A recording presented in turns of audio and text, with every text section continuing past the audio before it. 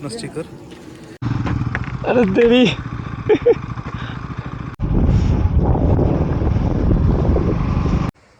और सुबह होते ही होते मैं आ गया था एप्पल वाले फार्म में, जो कल दिखाया था आपको शाम को।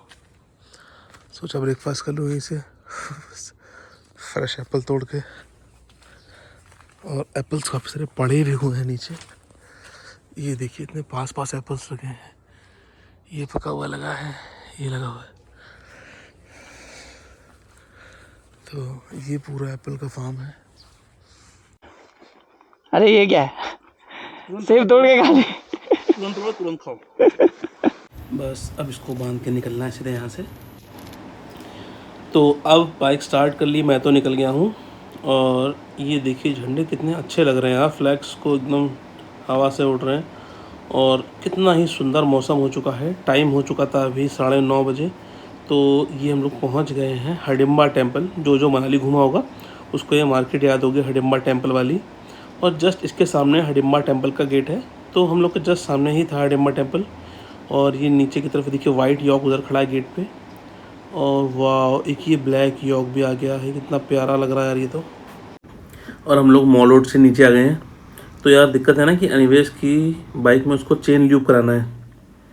और क्या ही नज़ारे हैं सच बताएं तो चेन ल्यूब कराते हैं, फिर देखते हैं पेट्रोल वगैरह फिलिंग कराते हैं। और ये मेरे को राइट हैंड साइड पे एक शॉप दिख गई है। मैं से पूछता हूँ कि चेन ल्यूब हो पाएगी या नहीं हो पाएगी। अरे एक बार यार पेट्रोल फुल हो जाए तो दिक्कत भी ख़त्म हो जाएगी। सोच रहे हैं कि पेट्रोल कहाँ मिलेगा, ये मिल गया पंप हम लोग को। तो यहाँ से अब अटल टनल बची है सिर्फ और सिर्फ 24 किलोमीटर। तो ये हम लोग मनाली से निकल आए हैं। और ये देखिए कितना ही सीनिक व्यू है यार, मतलब क्या बोलूँ। पानी की आवाज़ तो आपको आ ही रही होगी, ये देखिए। तो अब ऐसा रास्ता शुरू हुआ है, मतलब ये ब्रिज ऐसा देख के लग रहा है कि अब मैं लद्दाख में एंटर हो रहा हूँ। बट अभी हम लोग मनाली से निकले ही हैं जस्ट। और ये ब्रिज देखने में एक नेक्स्ट लेवल लग रहा है। उधर भी पैरेलल में एक ब्रिज है। तो अब यहाँ से अटल टनल रह गया सिर्फ 2 किलोमीटर। तो सबसे अच्छी बात ये है मेरे लिए कि आज तक मैंने सिर्फ सबके यूट्यूब ब्लॉग्स में देखा था, न्यूज़ चैनल्स पे देखा था कि अटल टनल वर्ल्ड की लॉन्गेस्ट टनल है जो कि 9 किलोमीटर्स की है। बट आज मैं खुद अपनी बाइक से आया हूँ इसको विटनेस करने।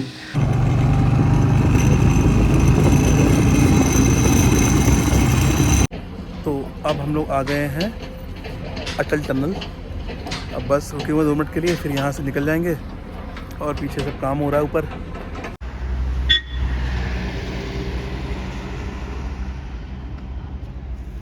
और ये व्यू कहाँ से आ रहा है? ये व्यू आ रहा है आपका यहाँ से। तो यहाँ होती है सबकी चेकिंग, और अपनी बाइक की चेकिंग भी होती कि क्या ले जा रहे हो उस बैग के अंदर। और ये हम लोग अटल टनल रोहतांग के अंदर जाते हुए इतनी खुशी हो रही कि नहीं बता सकता हूँ कि भाई कैसे बताऊँ कि नायशा और शौम्या को मैं घर पे छोड़ के आया हूँ। और जो मैं देख रहा हूँ अपनी आँखों से, मैं उनको घर जाकर ज़रूर दिखाऊंगा कि मैंने क्या चीज़ें विटनेस की हैं, क्या चीज़ें मैंने आँखों से देखी। तो वो है रोहतांग टनल। और यहाँ पे है प्रॉब्लम फ्री बैरियर। तो बाइक की 50 रुपीज़ है। और व्यू एकदम ज़बरदस्त।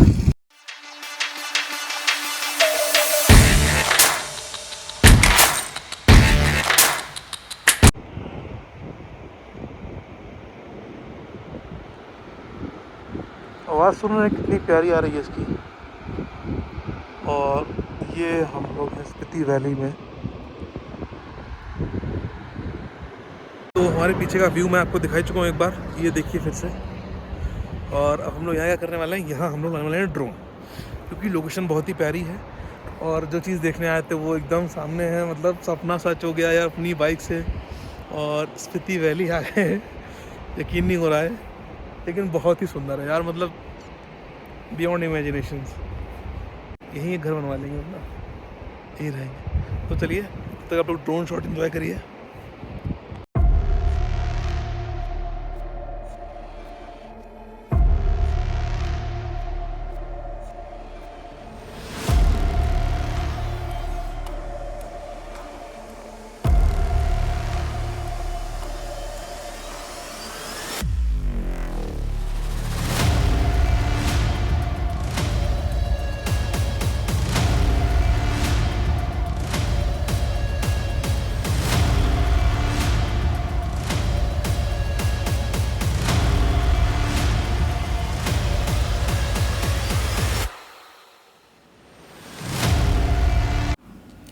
तो अगर ऐसी रोड हुई तो 180 किलोमीटर कवर करना कुछ ज़्यादा दूर देरी की टाइम नहीं लगेगा। तो ये मान लो हम लोग 3 से 4 घंटे 5 घंटे में मैक्सिमम काज़ा पहुंच जाएंगे, क्योंकि लोगों ने हमको बताया था, जो हॉस्टल पे थे बंदे, उन्होंने कहा था जिस रूट पे आप जा रहे हो वो वर्ल्ड की मोस्ट डेंजरस रोड्स में से एक है। तो अगर इतनी डेंजरस रोड ये है, ठीक है, साइड में अगर आपको दिख रहा है नीचे काफ़ी गहरा गड्ढा है तो ठीक है, ये डेंजरस नहीं होती है। ये तो होता ही है यार, हिल स्टेशन पे सब चीज़ नहीं होगा तो फिर कैसे होगा।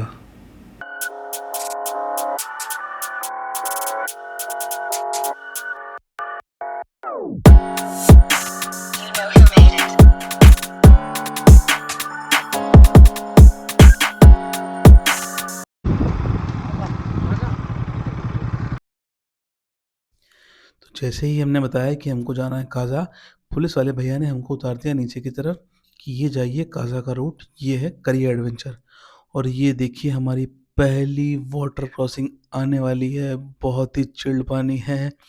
लिटरली मतलब पैर लगाते ही फील हो गया कि हाँ, कुछ तो हम लोग ऐसा कर रहे हैं जो अलग होने वाला है। भाई इतना ठंडा पानी है और ये ऑफ रोडिंग का स्टार्टिंग है। अभी आगे चल के देखते हैं कि और कितना डेडली होती है रोड। और ये देखिए, एक तरफ स्नो कैप्ड माउंटेन, एक तरफ विदाउट स्नो। तो इतने बड़े बड़े पहाड़ ऊपर से गिरे हैं, मे बी लैंडस्लाइड हुई हो या कुछ हो, क्योंकि ये पत्थर यहाँ तो अपने आप नहीं आ सकते हैं, ये बात जो है। और इन पहाड़ों को देखने के लिए सोचिए, हम लोग यूट्यूब पर व्लॉग देखते थे पहले कि यहाँ जाएंगे यहाँ जाएंगे, आज खुद अपनी बाइक से चला के आए हैं और लग नहीं रहा है कि यार ये रोड कभी ख़त्म होने वाली है। इतनी ऑफ रोडिंग तो नहीं एक्सपेक्ट की थी, टू बी वेरी ऑनेस्ट, लेकिन कहीं कहीं पे रोड अच्छी है। और ये देखिए सामने से ट्रक आ रहा है और रास्ता सिर्फ एक ट्रक तक की ही है। तो बाइक आगे लगाते हैं, निकालते हैं, पास देते हैं इन लोगों को, क्योंकि भाई यहाँ पे हम दो हैं और ये ट्रक है, तो मिलजुल के करना पड़ेगा, एडजस्ट करना पड़ेगा, थोड़ा उसको थोड़ा हमको। और ये हम लोग क्रॉस कर रहे हैं ब्रिज है, पूरा लोहे का बना है, बहुत ही सुंदर है। और जो यहाँ से व्यू है वो और भी प्यारा है।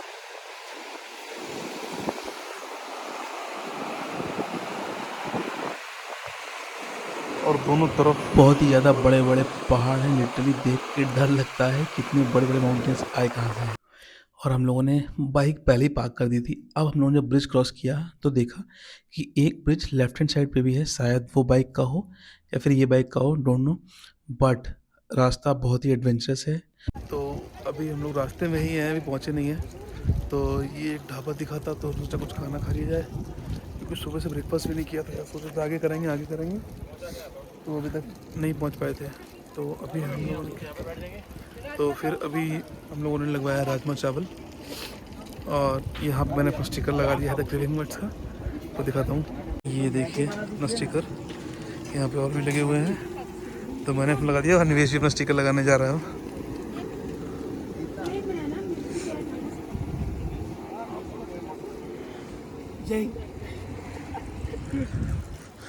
और अभी भी यहाँ से काज़ा 120 किलोमीटर रहता है, ये देखिए। और ये हमारा लग गया है राजमा चावल, ये प्याज, ये पानी।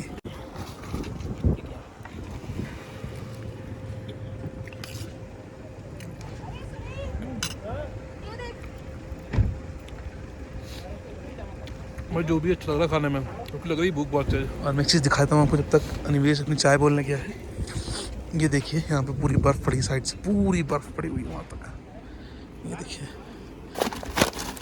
फिर से निकल चुके हैं खाना खा के, पेट पूजा करके, बढ़िया बेहतरीन नज़ारों के साथ रोड क्रॉस करते हुए, वाटर क्रॉसिंग क्रॉस करते हुए। तो मैं क्या बताऊँ, आए तो समर स्पीति करने, लेकिन हो रहा है विंटर स्पीति। इतनी ठंडी हवा है ना यार, ऊपर से रोड, मतलब आधे घंटे में 10 किलोमीटर चल पा रहे हैं हम लोग। और ये ठंडी हवा इसने और जान ले रखी है। और एडवेंचर करना था बट इतना भी नहीं करना था यार, क्या अपना ही लग जाए। तो अब हम लोग निकलते हैं यहाँ से, बातचीत करके, फ़ोटोज़ करके, रील क्लिक करके। अब आपको दिखाते हैं ये इतने बेहतरीन नज़ारे, इसलिए हम लोग इस रोड पर चल पा रहे हैं क्योंकि इसके व्यू देखिए, एकदम जन्नत से कम नहीं है। तो मज़ा आ रहा है बाइक चलाने में भी और ऑफ रोडिंग करने में भी। अभी ऑफ रोड कब तक रहेगा कोई आइडिया नहीं है, कुछ नहीं पता है, लेकिन आप देखें तो स्नोफॉल हो रही है सामने की तरफ, दूर थोड़े, अगर आपको दिख रहा हो तो। और आस-पड़ोस में देखेंगे तो बर्फ़ पड़ी हुई है पहले से, अगर स्नोफॉल होती है तो दिक्कत होगी क्योंकि हम लोग के बाइक में इतना अच्छा नहीं है। और ये हम लोग चला के पहुँच चुके हैं कुंजुम पास। तो मैं यहाँ पहले निकल चुका था, अनिवेश थोड़ा लेट आया था, तो अनिवेश ने लोगों से डायरेक्शन पूछा कि जाना किधर है।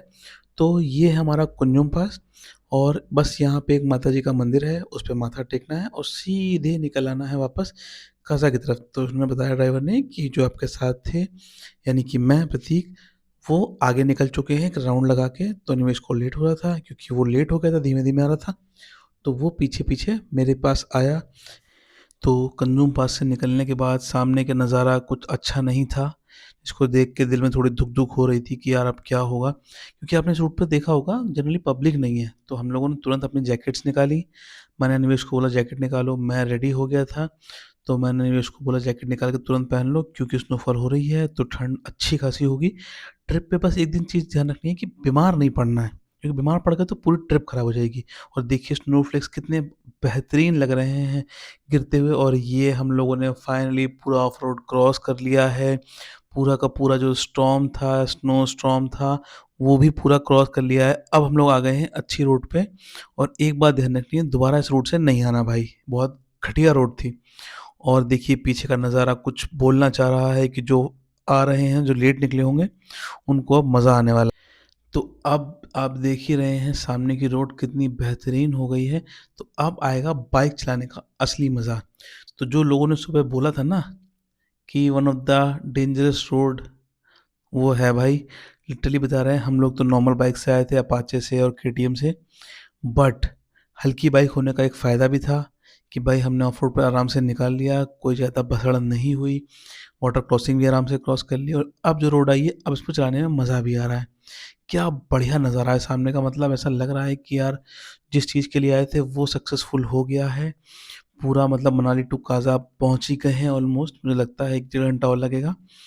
और ये नज़ारे जो थे ये नहीं भूलने वाले, जो रोड थी ये लाइफ़ टाइम एक्सपीरियंस है, मेरी बात मान लीजिए। अगर लाइफ़ में कभी बहुत एडवेंचर करने का मन करे ना, कि हाँ बहुत एडवेंचर करना है, तो एक बार मनाली टू काज़ा वाली बाइक ट्रिप ज़रूर करना, ये मेरा एक बहुत अच्छा रिकमेंडेशन है। और बात करते-करते हम लोग आ गए हैं Spiti valley. Most welcome to Spiti valley. अब यहाँ पे आई गेस ट्रैक्टर खड़े हैं, एंट्री हो रही है मेरे हिसाब से तो, जो हम लोगों ने सुबह एंट्री करी थी कि हम जा रहे हैं काज़ा, और अब एंट्री हो रही है कि हम पहुँच गए हैं स्पीति। तो उनके पास एक डेटाबेस रहेगा, एक रिकॉर्ड रहेगा कि ये 2 लड़के इस नंबर स गाड़ी के नंबर से आए थे और ये लोग यहाँ से क्लियर कर चुके हैं, निकल चुके हैं, बीच में नहीं फँसे हैं। तो अब यहाँ से सीधे हम लोग जाएँगे होम स्टे, जो हमने बात कर रखी है रमेश भाई से।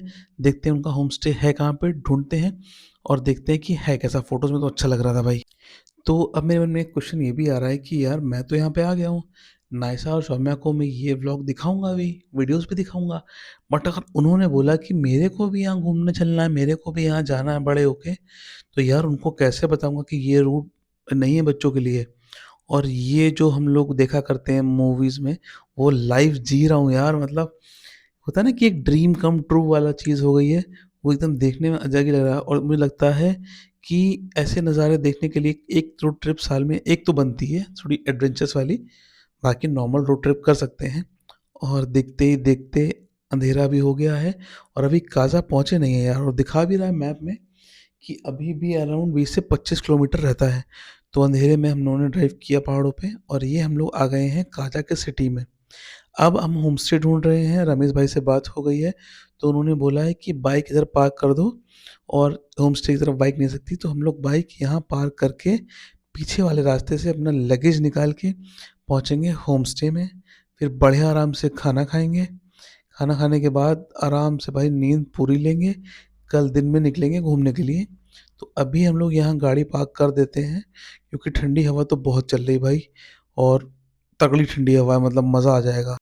और मैं होम स्टे देख गया था आके कि रूम कहाँ पर है हमारा। अब अनिमेष को लेके आए हैं, अपना बैग, लगेज, टेंट हाउस सब लेके आए थे। और होम स्टे लिटरली बहुत अच्छा है, बहुत साफ़ है, और रूम भी बहुत स्पेशियस है। ये कोई पेड प्रमोशन नहीं है बाय द वे। अच्छा लगा तो अच्छा बता रहे हैं, क्योंकि होम स्टे काज़ा में मिलना बहुत अच्छा होम स्टे मिलना बहुत डिफ़िकल्ट है। तो ये रूम इनका है, इसमें हीटर लगा हुआ है नीचे और एक साइड में उन्होंने मसनद दे रखा है या गद्दा लगा रखा है। तो हम लोगों ने लगेज रखा, उसके बाद सीधे पहुँचेंगे यहाँ से खाना खाने के लिए। तो हम लोग आ चुके थे डिनर करने, मेरे साथ निवेश भी है, गोपालाल। ये आज ये हम लोग को इन्होंने दिया है, हमारी कोई पसंद नहीं है। ये क्या है? ये जीरा आलू मिला हम लोग को और हमारी चपाती आ रही है। उसके बाद खाते हैं, भैया ले आए हैं। अच्छा, ये उस हम लोग उस पार खड़े थे, हाँ, वही है। तो ये इन्होंने फ़ोन किया, उसको बुलाया था, उनको पूछा था। ये रहा जीरा राइस। ये हमने ऑर्डर किया था ऑमलेट खाने के बाद, क्योंकि कुछ खाने का अच्छा सा मन कर रहा था और ज़्यादा चीज़ अवेलेबल थी नहीं, क्योंकि अभी सीज़न नहीं है तो लोग इनके पास नहीं है कस्टमर्स, तो ये भी ज़्यादा प्रिपरेशन करके नहीं रखते हैं। चलिए खाते हैं, फिर मिलते हैं आपसे जल्दी। तो अब हम लोग पहुंच गए हैं काजा। टाइम हो गया है 8:30। हम लोग पहुंच गए थे 7 बजे, लेकिन ठंड इतनी थी कि भाई तो तुरंत जैसे ही पहन रखे थे कपड़े वैसे ही आके होटल ले लिया और तुरंत यहीं पे भाई आराम कर रहे हैं। बहुत गजब की ठंडी है और जितना भी पानी आनी टैप में होता है उसको निकाल दिया गया है, बंद कर दिया गया है, टंकियाँ खाली कर दी गई हैं, क्योंकि दिक्कत ये है कि वो बर्स्ट हो जाता है और पानी जम रहा है पाइपलाइन में, तो वो पाइप बर्स्ट हो जाता है। अब मैं बाल देख रहा हूँ यार, हेलमेट सुबह से लगाए लगाए कैसे खो गए हैं। और कल हम लोग काजा में स्टे करेंगे और घूमेंगे, और अभी का टेम्परेचर है -4। तभी मेरे को ठंड क्यों लग रही थी यार। लगती है बेटा, अब तो ठीक है। तो कल अलग दिखाएंगे कुछ बेहतरीन सा कि काजा में कैसे क्या क्या चीज़ें हैं घूमने के लिए। इस व्लॉग को फिर यहीं एंड करते हैं। तो तब तक के लिए till then bye bye, take care, good night.